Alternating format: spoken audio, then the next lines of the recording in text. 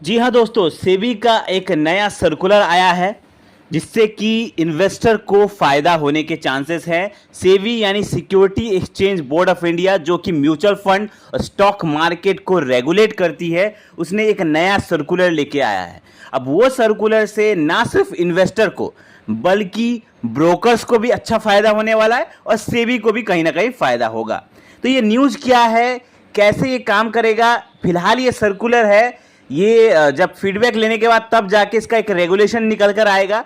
तो आखिर क्या सर्कुलर है, इसके ऊपर हम बात करेंगे। इससे ऊपर हम पहले बात करते हैं कि इस टाइप के रिलेटेड पहले कौन सा रेगुलेशन आ चुके हैं जिससे कि इन्वेस्टर्स को फायदा हुआ है।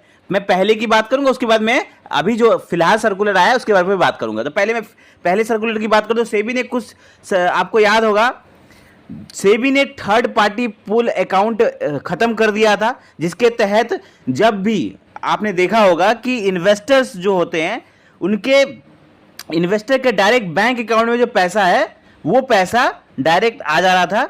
तो नो ब्रोकर पूल अकाउंट, मतलब पूल अकाउंट को खत्म कर दिया था सेबी ने, जिससे कि क्या हुआ था कि जब इन्वेस्टर पैसा डालता है, जब इन्वेस्टमेंट म्यूचुअल फंड में करता है, तो उससे क्या होता है कि समय लगता था, पहले पहले बहुत ज़्यादा समय लगता था, 5-6 दिन पूल अकाउंट में पैसा रह जाता था। फिर पूल अकाउंट से एनएवी, जब तक आपको जो एनएवी मिलने वाली रहती थी उसमें लेट होता था, जो एनएवी अलॉटमेंट होता था वो काफ़ी लेट होता था।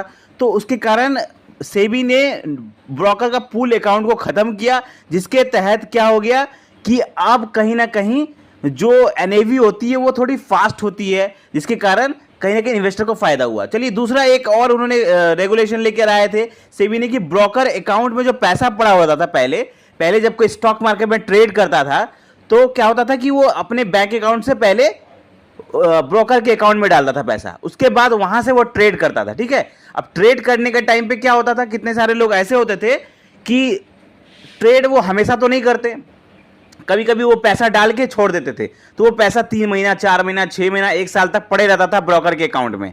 ठीक है, उनके डीमेट अकाउंट, ब्रोकर के अकाउंट में पैसा पड़ा रहता था।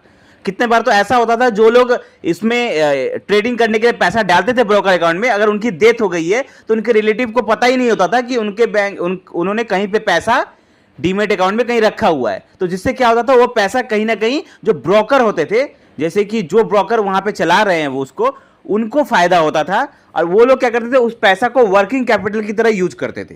तो उससे उसको भी सेबी ने खत्म किया। और उसके बाद अब आपने देखा होगा कि जब भी पैसा ब्रोकर अकाउंट में होता है तो वहां से 30 दिन के अंदर अंदर अब जो पैसा रहता है, अगर 30 दिन तक इन्वेस्टर ने उस पैसा को यूज नहीं किया, ब्रोकर अकाउंट में जो पैसा रखा हुआ है उस पैसा को यूज नहीं किया, तो 30 दिन के बाद वो पैसा उन इन्वेस्टर के बैंक अकाउंट में क्रेडिट हो जाता है।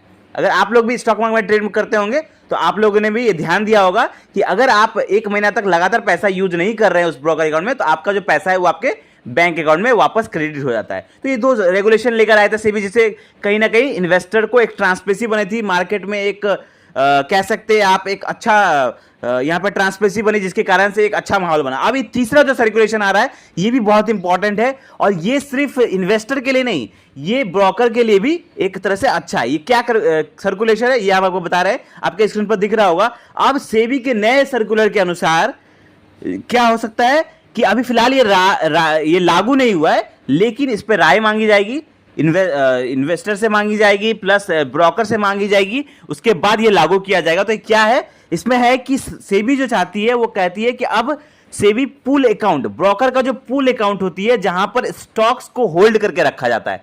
अब आपने ध्यान दिया होगा, जब आप स्टॉक्स बाई करते हैं तो स्टॉक्स पहले स्टॉक्स जो होता है वो ब्रोकर के पूल अकाउंट में आता है, उसके बाद पूल अकाउंट से वो इन्वेस्टर के अकाउंट में जाता है, डायरेक्टली बाई नहीं होता है, पूल अकाउंट के थ्रू बाई होता है स्टॉक्स। तो पूल अकाउंट में रखने के कारण कहीं ना कहीं थोड़ा सा खतरा रहता है कि वहां पर स्टॉक्स का मिसयूज हो सकता है या कोई स्कैम हो सकता है। वहां पर अगर ब्रोकर के साथ कुछ होता है तो वहां पर इन्वेस्टर का नुकसान हो सकता है। तो ये एक तरह से अब सेबी कहना चाहती है कि पूल अकाउंट को क्लोज करना चाहती है। 2001 में भी ऐसा सर्कुलर आया था सेबी द्वारा, लेकिन उस टाइम ठीक से लागू नहीं हो पाया था, लेकिन अब सेबी इसे कंपलसरी करना चाहती है। उसने ब्रोकर से सारे ब्रोकर से सजेशन मांगा, जिसमें सारे ब्रोकर्स की तरफ से अच्छा फीडबैक मिल रहा है। खास करके जेरोधा ने इस पे ऊपर काफी अच्छी फीडबैक दी है, पॉजिटिव फीडबैक दी है और ज़ेरोधा इसके पक्ष में है कि ब्रोकर के पुल अकाउंट को खत्म कर दिया जाए। क्यों? इससे ब्रोकर को भी फायदा है, इन्वेस्टर को तो फायदा है ही, क्योंकि डायरेक्टली उनका जो स्टॉक है वो पुल अकाउंट में नहीं जाकर डायरेक्टली उनके पास आएगा। और ब्रोकर को क्या फायदा है? देखिए, ब्रोकर जो पूल अकाउंट मेंटेन करता है उसका एक कॉस्ट आता है, वो कॉस्ट कहीं ना कहीं से ब्रोकर के हिस्से में चल जाता है।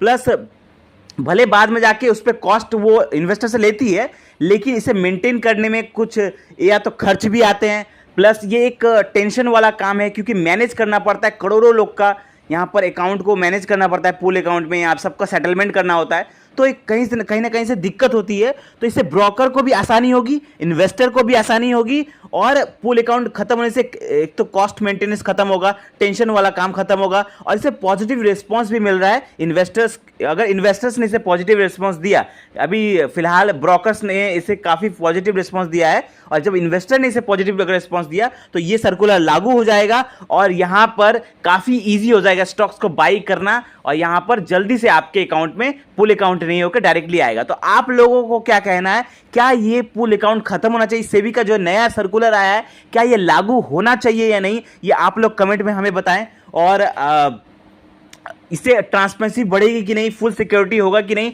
इस पे ऊपर हम आप लोग जरूर कमेंट करें। वीडियो अच्छा लगा तो लाइक करें और ऐसी ही अच्छी अच्छी जानकारी जानने के लिए stock market and mutual fund के बारे में इस चैनल को सब्सक्राइब करें, वीडियो को लाइक करें। थैंक यू, धन्यवाद।